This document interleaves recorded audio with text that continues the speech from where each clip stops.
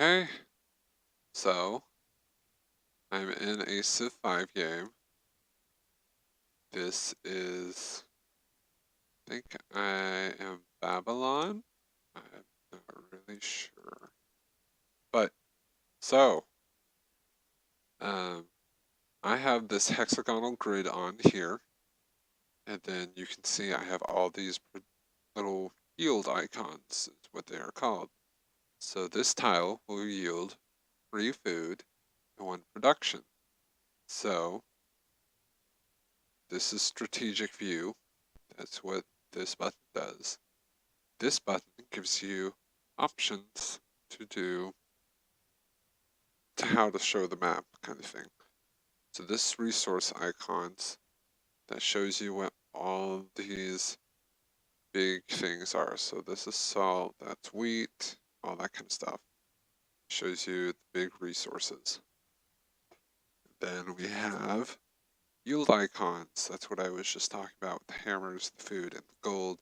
But then that one is science, that big one there. Okay, then that is the hex grid. I don't have any trade routes, but if I did, this would turn them on and off where you can see them. I keep all of those on except for the hide recommendations, so I don't actually know what that one does. So the top left-hand corner here, you have research info, unit list, city list, resource list, and a great person list. Research info, this shows you what you're currently researching, and if you click on it, it'll show you all the different technologies you currently research. Then if you click on Open Technology Tree, there's a little key over here. So grayed out ones, like theology, is not yet available. The green ones are available, where you can go ahead and research them. The bubbly one is the one you are currently researching. Gold is ones you've already researched. And you click on this bar down here and scroll all the way to the end of the tree and look through and see what kind of text you want to go after. So that's the research. This is your unit list. Currently have a warrior, a bowman, and 2 workers which are on automated build improvements. I've never actually looked at any of these other screens here. Usually only look at the research screens. And then it shows you all your cities right here. This is your economic overview. It'll tell you all the yield information from your cities. Okay. These are the only 2 strategic resources I have worked right now. Horses. Then if I had any great persons, it would be right here, and it shows me the progress. So I'm getting plus 1 great scientist points per turn. So in 89 turns, I'll get a great scientist, which will boost my stuff. And then great general, I have 20 out of 200. But it doesn't look like I'm making any progress towards that right now. Okay, so this is my science yield, 29 science. This is my gold right here. I have 556 gold, and I am gaining 4 gold per turn.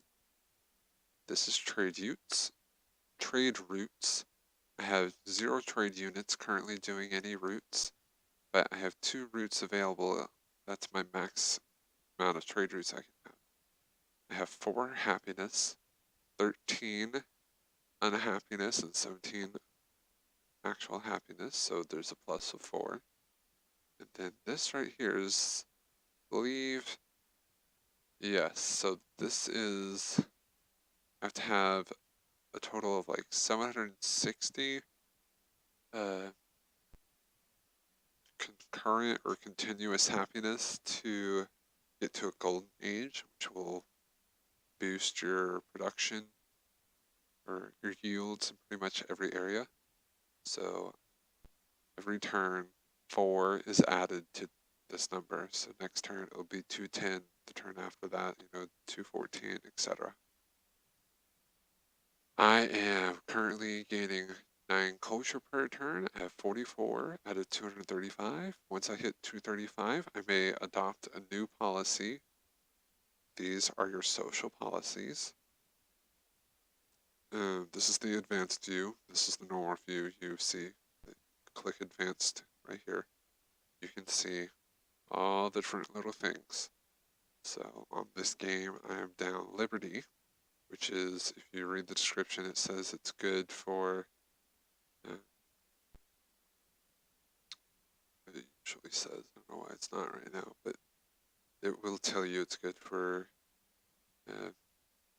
really fast expanding empires. Okay.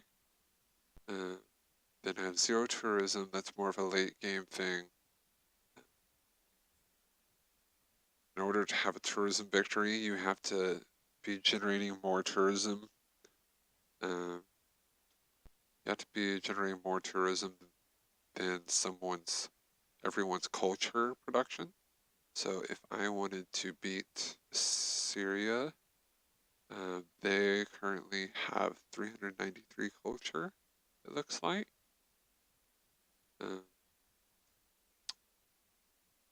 So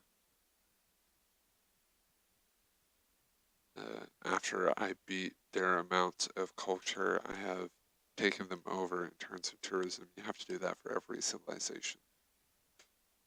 Okay, then up here is faith. Need 134 faith in the beginning, I believe, to make your religion. But this is after a religion has been founded, or pantheon, actually. So a pantheon has been founded, which is what this little sign is here. And then once you get 200, you'll get a great profit. Then you can create a religion. So I think that's most of the yields and all that kind of good stuff. This is a bunch of other additional information. I don't actually look at this that often. Let's see, demographics.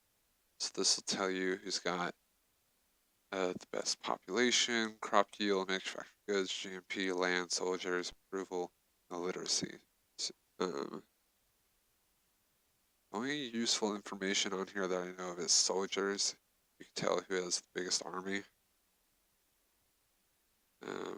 Population and all the other stuff I don't think really matters. Diplomacy overview. I don't actually know what this one's for. I don't really see very many people use that. Economic overview. We looked at that earlier. Espionage is for spies. We don't have to get into the Renaissance era for that. Military overview. We saw that earlier. Notification log. Probably won't ever use that. Religion overview. This shows you what your religion does for you.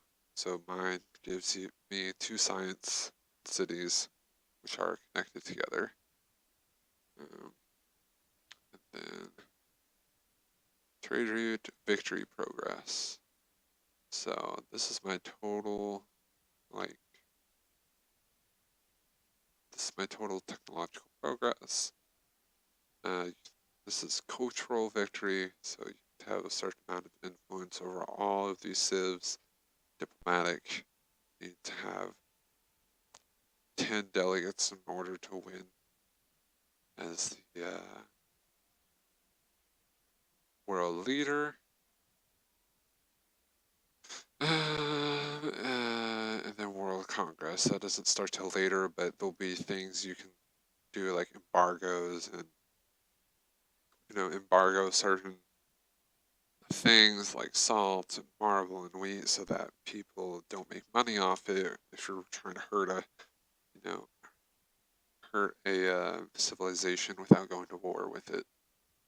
So that was social policies. I showed you that. This is culture. So when you make these things called wonders, a lot of them have slots for great artworks or books or music, that kind of stuff. And those things will increase your culture output. So like the Great Library has 2 slots for Great Works. Then this is diplomacy, so when I click on one of these guys, it'll take me to their little menu, and then there's 3 buttons down here: trade, discuss, and goodbye. So I can trade with them. I can trade gold, I can trade luxury resources or strategic resources. I haven't used World Congress stuff with them, nor have I seen it used, but I've only watched people play with no AI usually. So what do you propose? These are things you can talk to civs about. So joint war with against someone, and then don't settle new cities near us. Okay. World Congress hasn't been founded yet, so it's not really helpful. Okay. Now for some other meta stuff. So, from what I have been told, whenever you put a city on a hill, then you gain a defensive bonus against units that will try and attack you. So here, all good places if you want a better defensive bonus, or if you settle next to a river, you get more faster growth in your city. Oh, and speaking of growth, so my population in the city is 7. This green bar here with the little green one means that in one turn, I'll have a new settler or a new citizen in that city. So, and then if you click on the city, there's a lot of different information here. So your production is 11.55. This city is giving 8 gold, 24.5 science, 1 faith, and 5 culture. Something I like to do a lot is tap the show queue. That shows me what all is in my queue to be built in this city. So that way I can just tell it to build a bunch of things and not have to worry about it for a bunch of turns. You were asking, like, when do you know to start upgrading units and stuff like that? As soon as you unlock the the technology. So you start off with warriors. As soon as you unlock spearman technology, you usually want to start using spearmen unless it takes a lot longer to produce those and it's not really worth your time.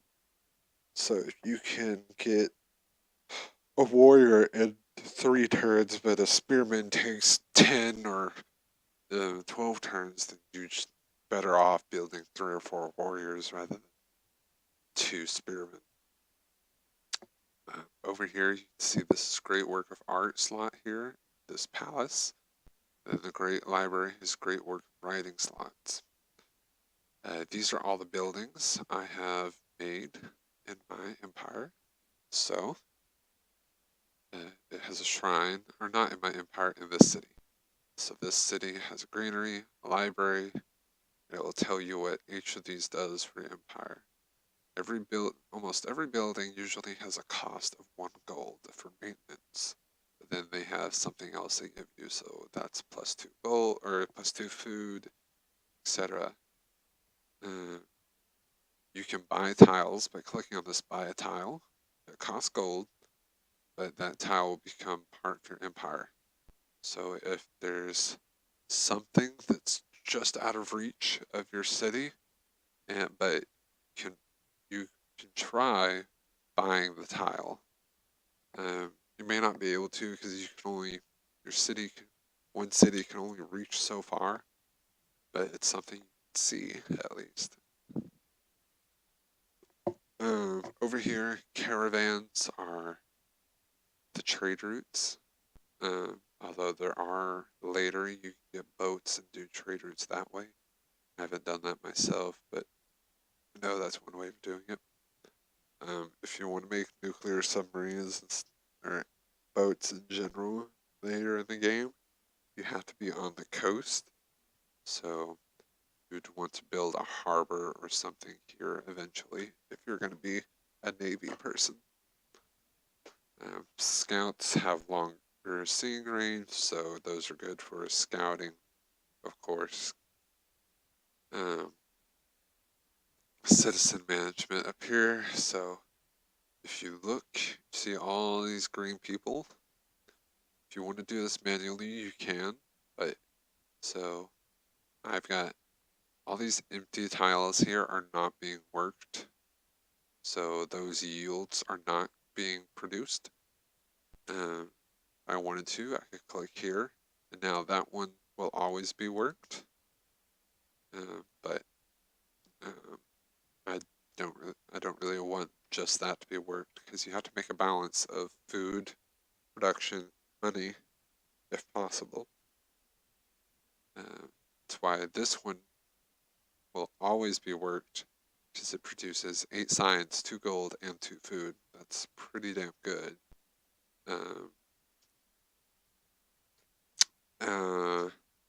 Then over here you can tell a city to avoid growth, so if your city's population is really, really high, and if it goes any higher, then you will, and you'll hit unhappiness, then you can tell it to avoid growth. But then you can have different focuses. So if I want a production focus, the bigger city, it would probably move things around. So not really doing anything this time, but it would move things around so that it would focus on that type of output.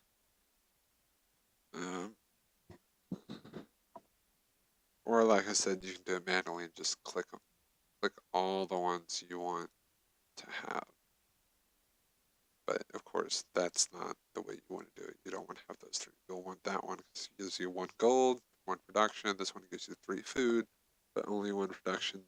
But if I sent a worker over here to build a farm or plantation, then it would give me more production and probably more food as well. It depends on the resource. Oh, what just happened? I don't know what's happened. Return to map. Okay. Let's see. That's cute. So these are all wonders. They will increase your great person points. That one will increase great merchant points. So it'll increase how quickly you get one of them if that's something you want to spend your time on. Great engineer points. This gives you 1 culture. And then that gives you 1 culture and great engineer points as well. So you have to decide what what you want your empire to thrive off. Do you want to thrive off gold? Do you want to thrive off production? Ideally, you want both because you want to be, especially if you're doing a domination victory or you're going to have strong military, you're going to want a lot of production so that way you can produce military units a lot faster than others. And then you'll also want money to be able to support those military units. If you're going after cultural victories, science victories, you'll want to try and focus on building science buildings, so libraries, colleges. You'll want wonders like the Great Library and stuff like that. So that way you can get tech quicker than everyone else. And then if you get tech quicker, you can get to the end of the game before somebody kills you, or if you're doing a domination victory. Rather than just having masses and masses of units, you can have more units that are higher in tech than others. So a tank versus a horse, that type of. That's what I mean by a higher tech unit. So rather than having 10 horseback riders and going after someone else that has equivalent units. So another 10 horseback riders, you can have 5 tanks and go against those 10 horseback riders. Um, I have 1 unemployed citizen, so let's just shove it there. Let's see, is there anything else? Something to note is if you trade away, so when you trade, you can trade luxury resources, but usually if you trade the last of a luxury resource, you don't gain the happiness benefit of that resource. So I have 2 citrus here, but neither of these have been worked, so I don't think I'm gaining the happiness from it.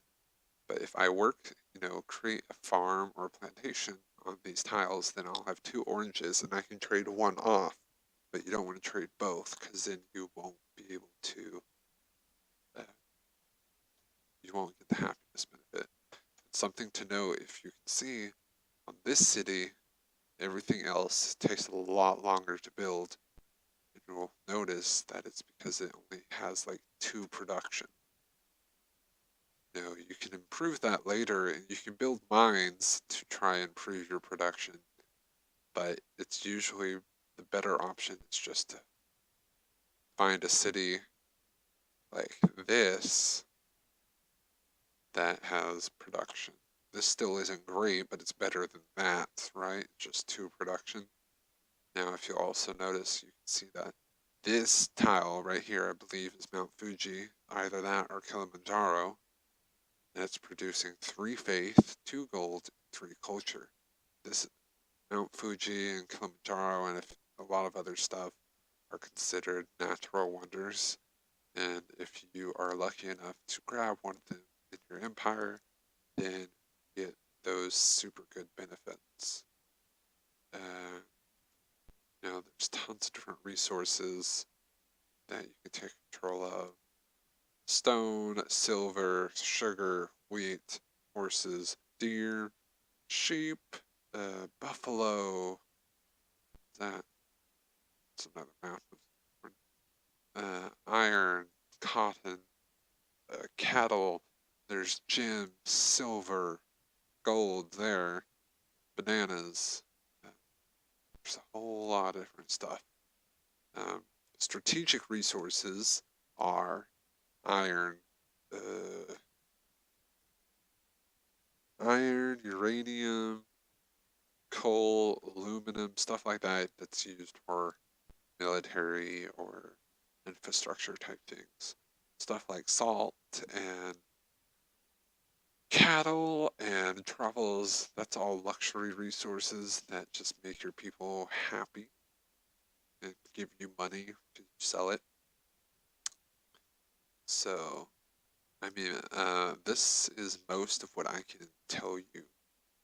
There's going to be more that you'll learn throughout the game, like specifically what technology gives you what. You'll learn what kind of path you want to take. You'll have to learn how to balance out the production, or you'll have to learn how you want to play and how you want to balance out your production, gold, stuff like that. It just depends on the kind of play style you have. So I like to do a balance of gold, science, and production. That's like the best 3, because with good production, you can build things quickly. With a good amount of gold, you can sustain a lot more units, and with good science, you can out-tech everyone. That's like the holy grail, is to have all 3 of those. But usually it doesn't work that way where you get all 3. But I think that's pretty much all that I can show you, but that's quite a lot. Jungle and hills are harder to move through, so you'll notice when you move a unit, it doesn't move the same amount of tiles, and it's because they're jungle, forest, or hills, because in general, those aren't as easy as traverse. Through open terrain, when you upgrade units, there's an option that says you can heal them to full health, or you can, uh, or it'll ask you, make them do more damage in open terrain or rough terrain. Rough terrain is what I was talking about: hills, forests, jungles. Uh, so you can. Those are two of the things you can do. Later, when you get more advanced units, you can say, "Oh, do more damage against cities, so that you take cities faster and stuff like that for catapults." But I think that's pretty much it. It's turn 79. It's the year 900 BC. There's a help thing up here, and you can click on all this and read everything in the game if you really wanted to. Um, oh yeah, you were asking about arrows earlier, so here are all the different arrows. The ancient era, which is where we begin, classical era. I'm going to say early game is up until the end of the classical era. Medieval era is a little bit less early game. Where that's about when you can start doing war um, without having severe, you know, like drawbacks. You can technically do it after you get catapults if you have more than one city, because you can still start and build units in two cities and work on the other one's infrastructure, that type of thing. But you don't want to be all out war for a good 10 or 20 turns in the early game, because that's when you should really be building up infrastructure, so that way you have money in production later in the game, and so that way somebody doesn't just stomp all over you like I could have done in our other session. And that is it. So I'm going to the video.